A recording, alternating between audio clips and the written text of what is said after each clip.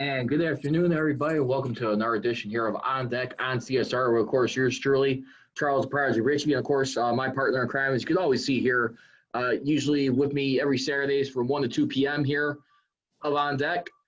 As we are getting ready, I'm talking about none other than Riis Tha Ruler, which you can follow him on Facebook at Kimosabi, on Twitter and Instagram at ISCR3 with Nutable.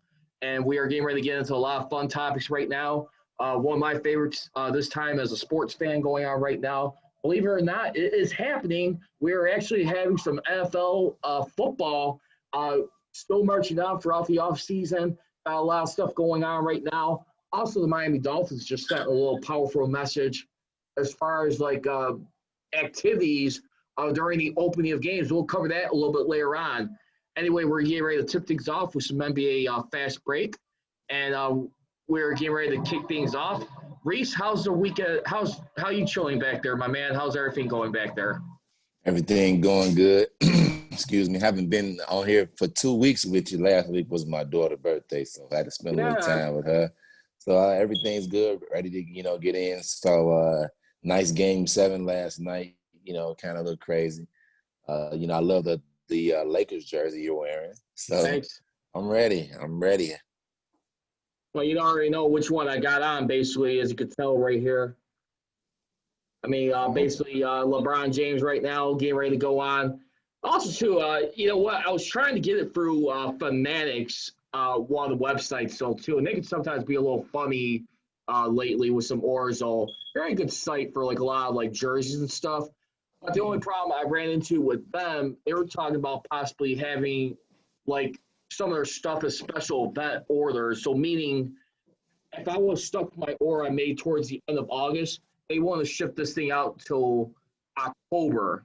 Wow. And that would have been pretty much like right around the time when the playoffs would have been over, the NBA season would have been moved on. That right there, I just went ahead and went to the Lakers store, just paid this, got the little Kobe patch, spent like $135 after everything. So it was worth the money right here. I mean, for right now. Yeah. I got to tell you, right now, we already still got a couple interesting matchups right now in the West. I know you just alluded to a good one. I saw parts of it last night. Celtics and the Raptors. That series was a war. The way it started off, it almost looked like it should have been a sweep by the Celtics, but the Raptors were able to grind this out fantastically. One thing that really kept them alive was that game-winning three-pointer game buzzer at the end of game 3 right there. Saw guys start to step up a little bit. I mean, Raptors had plenty of opportunities in last night's game. The only problem I was seeing with them, I mean, they were getting close, but there was a lot of missed ball handling when they started driving to the bucket, missing some layups. Yeah. Or I just felt like the Celtics, when I was watching that game, in fairness, I felt like they had a little bit more size than the Raptors did. They had a lot more bigger guys that could throw bodies on them, the way I saw it. I don't know what you saw in that one. What do you think of Nick Nurse and the defending champion Raptors? Even though their season is over, how much should we be paying attention to the Celtics going up against a red-hot Heat most of the way, too? Well, with the Raptors, I watched the entire game, and I'm kind of laughing because they actually had a stronghold on the game. And I want to say the third quarter, the Celtics haven't won the third quarter all series long. So the Raptors actually needed to come out with that same poise that they had all the other 6 games. But they actually came out there pretty timid. They lost the lead with turnovers, like you said, the missed ball handling, the driving to the hole, the indecisiveness. I think they allowed Boston to go on an 11-0 run. Key shots, and Toronto had that championship DNA. That's one thing I can say. Kawhi Leonard left them with a championship DNA, and they built an identity. I think Toronto is going to be one of the top 3 teams in the East for a while, and they may not have a star player, but the way they play, is incredible. I think Nick Nurse has done a hell of a job with that crew. Without Kawhi, they finished second or third, but still without Kawhi, people had them finishing 6th, 7th, 5th at the best. And he proved them wrong to show that it's not a player that makes the team, it's the entire team. So Kyle Lowry ended up fouling out when I wish he would have had the ball down a second. I didn't really understand what Blanc Feet was doing. He drilled the ball out, clock, and then shot a Hail Mary. I don't know. I felt like that the Raptors had a lot of chances to actually take control of this game. They had the game. To me, I think they let it get away. And against the Miami Heat, if the Celtics play any way they played against the Toronto Raptors, then I don't think they have a chance. I actually have the Heat winning in 6, but I do have them winning in 7. So I got the Heat. Yeah, I think for right now, the Heat, I'm going to still go with as well. I'm not sure if I could trust Brad Stevens really willing to close the deal. And that was one of the things I was mentioning, too, going into the show. I mean, who do you think has a lot on the line right now to, get it done? I mean, would you say Jimmy Butler right now or the head coach Brad Stevens? Brad Stevens, by the way, he's actually in his 8th year as head coach of this team. Since replacing Doc Rivers when he went over to the Clippers. That happened after 2013. I mean, don't get me wrong. I mean, he's a nice young coach, a great communicator, but at some point, I mean, with that franchise, I mean, where we go around like LeBron having to deliver a championship to LA, I'm sorry, but you know what? I got to put the Celtics right up there if you're going to be talking about having a win for a franchise and representative and adding a little bit of Celtic pride. At some point, he has to deliver a championship. I think a little bit more pressure's got to be on him as well. I think it is a pressure on Brad Stevens, but remember when he came to that team and the way that he changed that whole team and their identity. Marcus Smart, he played incredible last night. He was actually one of the people that sparked their run. But I would say the pressure is probably more on Brad Stevens because you're saying he's been there, and I think they lost in the second round last year, the conference finals the year before, the conference finals the year before then. So he's always been close there. So I believe that is more pressure on him to finally get it done.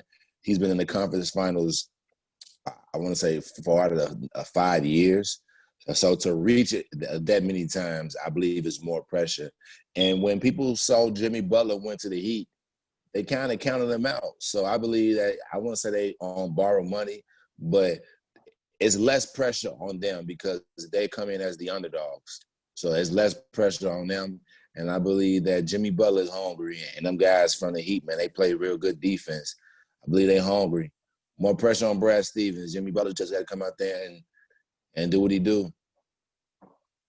And you know what? Usually, too, I mean, we talk about the Lakers' defense right now. I mean, as it stands, I mean, the teams that remain in the playoffs right now, as far as points on defense being allowed, you have currently right now, you have the Celtics who are number 1 right now in that category as far as points allowed, followed by the Lakers. Then you also, after that, you got I think it was the Nuggets, I want to say, no, the Heat.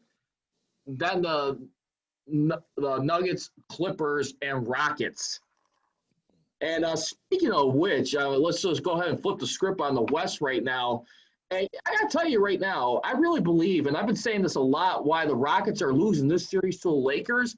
I'm watching these games, and I got to tell you, they're going way too much. They're going too hard on the 3 balls. I mean, you see a lot of points in that series right there, which I felt like the Rockets should have put more pressure on the Lakers, in my opinion, give them a little bit more of a run. I'm not saying they can't do it tonight. They almost blew a 21-point lead on Thursday night. I mean, which I would think if you're a Rockets team, that's your only moral you can rest on right there is how close you came back from possibly tying or pulling off that upset right there. But the problem is Lakers are beating them too many points in the paint, usually average by about plus 20 points or more, also fast break points. That's the problem, man. I'm watching the Lakers defend this Rockets team. They're so slippery right there. It's like they're quickly to get to that 3 ball right there and try and drop those threes to make runs. They're not a well-rounded team is what I'm trying to say. And you'd be seeing at times Westbrook, I mean, he be getting scapegoated or taking only up some pressure right there, getting some key turnovers right there. foul trouble. I just feel like the Lakers are proving right now. Aside from that, too, you're also finally starting to see playoff Rondo come into effect, followed by not Caruso, but Kuzma, Green, and that's about it. Caruso, not so much. The only thing I like about him, he's a good hustler for the ball. He could score some points. Caruso hit that nice three the last game in the corner. That was a big three he hit.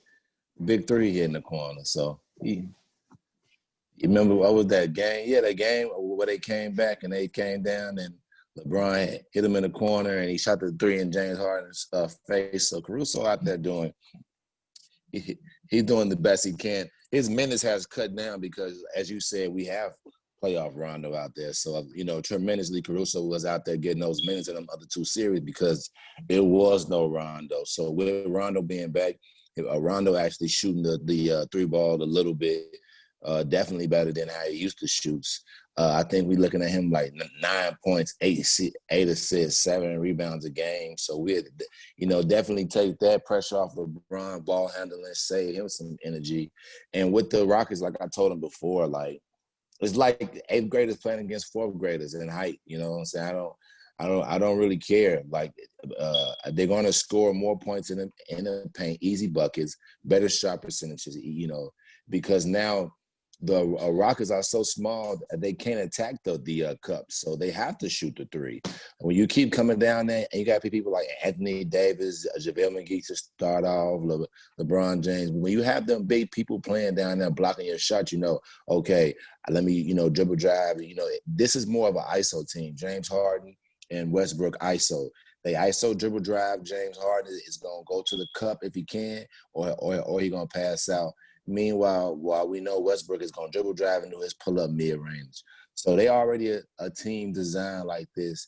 They going to get killed in the paint. Their center is 6'5". So when you're going against Anthony Davis, that's a 7-footer, points in the paint is going to come easy. LeBron James is going to bulldoze his way. So like I told anybody, I didn't see him have a chance, and I don't see him have a chance tonight. Yeah, I mean, like I said, the only thing I see where they possibly do have a chance is just knowing how close they came back from possibly tying or stealing a game and evening that series. But still, you're down 3-1 right now. Pressure's on right now. I think if the Rockets don't get past this Laker team right now, Mike D'Antoni, unfortunately, he's going to be known as a guy who could never, win the big one. And I think he's going to have Fertitta is going to dismiss him after this season. I will predict. I don't see him. What's your concern with the Clippers right now? I mean, they're a team who seem to be going right now at times where you would think they would have a little bit more of a better stroke right now. Still got one of the greatest defensive player in the year and Kawhi Leonard, but right now they got a series still up by a game. They were up 3-1, going to a 6th game right now. Can the Nuggets force a Game 7 on the Clippers? I want to say yes, but I'm going to say no. I think LA gets it done tonight. LA is a well-oiled machine. They got players that's just not coming in, getting their feet back. So I believe that the Nuggets is just a better team than the other team they face. So at this point of the juncture, I do believe that LA closes out. Now, if they don't close out, that's kind of scary. But I do believe that Kawhi comes in and he closes out tonight. So LA gets it done. Yeah, I mean, but you know what? It's kind of hard to get that feeling too. I mean, don't get me wrong. We got bad man and Kawhi Leonard, but for a franchise who never knew what it's like to get this far for the conference finals the first time in franchise history, I mean, that says a lot in my opinion.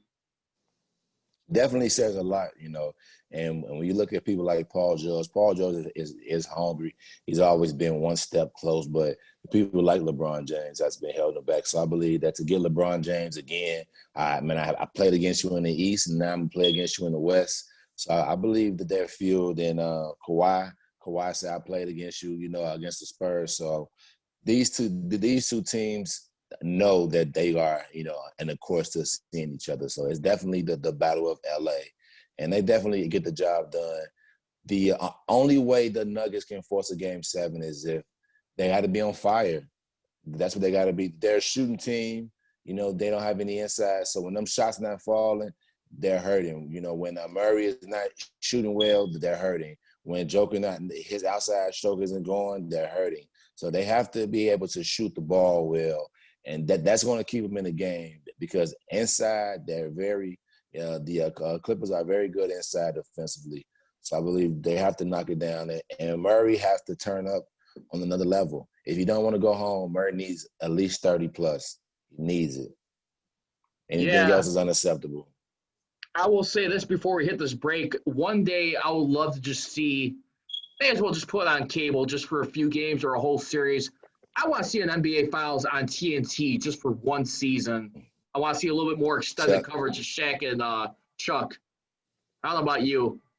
Oh, yeah, I love that. But I do think they in the finals, they are on NBA Network, I believe. Yeah. So, but I definitely love their commentary. So I love it. Yeah. Well, we're just getting started. You hear that music? We're just tipping off here with NBA Fast Break. Coming up next, we'll swing things over to MLB Upper Deck Baseball. I'm Charles Prodigy Richey, looking at my guy, Riis Tha Ruler. You're watching and listening to On Deck on CSR. What time is it? Game time!